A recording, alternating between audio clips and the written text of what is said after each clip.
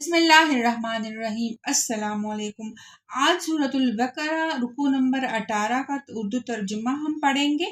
اے لوگو جو ایمان لائے ہو، صبر اور نماز سے مدد لو، اللہ صبر کرنے والوں کے ساتھ ہیں۔ اور جو لوگ اللہ کی راہ میں مارے جائیں انہیں مردہ نہ کہو۔ ایسے لوگ تو حقیقت میں زندہ ہیں مگر تمہیں ان کی زندگی کا شعور نہیں ہوتا، اور ہم ضرور تمہیں خوف و خطر اور فاقہ کشی، جان اور مال کے نقصانات اور آمدنیوں کے گھاٹے میں مبتلا کر کے تمہاری آزمائش کریں گے۔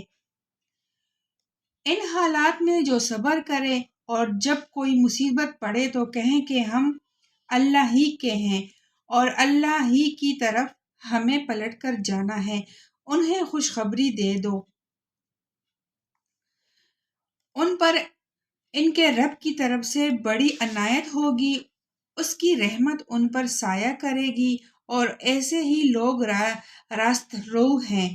یقیناً صفا اور مروہ وہ اللہ کی نشانیوں میں سے ہیں، لہٰذا جو شخص بیت اللہ کا حج یا عمرہ کرے اس کے لیے کوئی گناہ کی بات نہیں کہ وہ ان دونوں پہاڑیوں کے درمیان صحیح کر لے، اور جو برزہ اور رغبت کوئی بلائی کا کام کرے گا، اللہ کو اس کا علم ہے اور وہ اس کی قدر کرنے والا ہے۔ جو لوگ ہماری نازل کی ہوئی روشنی تعلیمات اور ہدایت کو چھپاتے ہیں، حالانکہ یہ ہم انہیں سب انسانوں کی رہنمائی کے لیے اپنی کتاب میں بیان کر چکے ہیں۔ یقین جانو کہ اللہ بھی ان پر لعنت کرتا ہے اور تمام لعنت کرنے والے بھی ان پر لعنت بھیجتے ہیں۔ البتہ جو اس روش سے باز آ جائے اور اپنی طرز عمل کی اصلاح کر لے اور جو کچھ چھپاتے تھے اسے بیان کرنے لگے، ان کو میں معاف کر دوں گا، اور میں بڑا درگزر کرنے والا اور رحم کرنے والا ہوں۔ جن لوگوں نے کفر کا رویہ اختیار کیا اور کفر کی حالت ہی میں جان دی، ان پر اللہ، فرشتوں اور تمام انسانوں کی لعنت ہے۔ اس لعنت زدگی کے حالت میں وہ ہمیشہ رہیں گے۔ ان کی سزا میں تخفیف ہوگی اور نہ انہیں پھر کوئی دوسری مہلت دی جائے گی۔ تمہارا خدا ایک ہی خدا ہے، اس رحمان اور رحیم کے سوا کوئی اور خدا نہیں ہے۔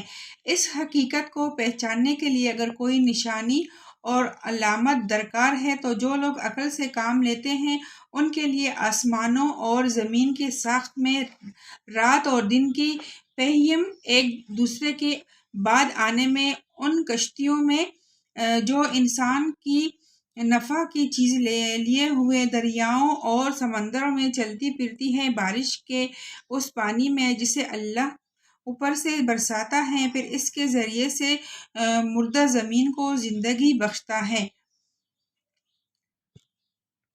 اب اس کی تفسیر پڑھتے ہیں۔ کفر کا لفظ ایمان کے مقابلے میں بولا جاتا ہے۔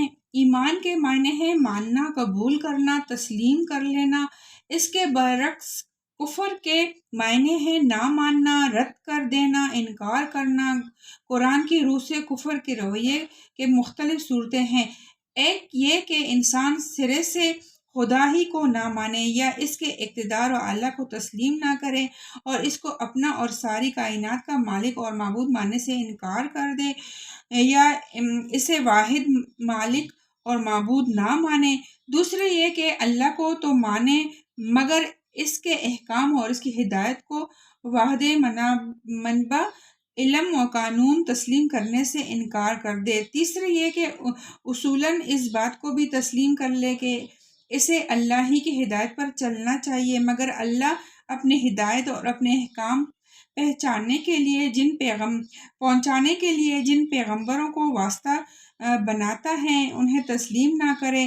چوتھے یہ کہ پیغمبروں کے درمیان تفریق کرے اور اپنی پسند یا اپنے تذبات کی بنا پر ان میں سے کسی کو مانے اور کسی کو نہ مانے۔ پانچویں یہ کہ پیغمبروں نے خدا کی طرف سے عقائد، اخلاق اور قوانین حیات کے متعلق جو تعلیمات بیان کی ہیں ان کو یا ان میں سے کسی چیز کو ماننے سے انکار کر دے۔ چھٹا یہ کہ نظریے کے طور پر تو ان سب چیزوں کو مان لے، مگر عملاً احکام الہی کے دانستہ نافرمانی کرتا رہے اور اس نافرمانی پر اصرار کرے اور دنیاوی زندگی میں اپنے رویے کے بنا اطاعت پر نہیں بلکہ نافرمانی ہی پر رکے۔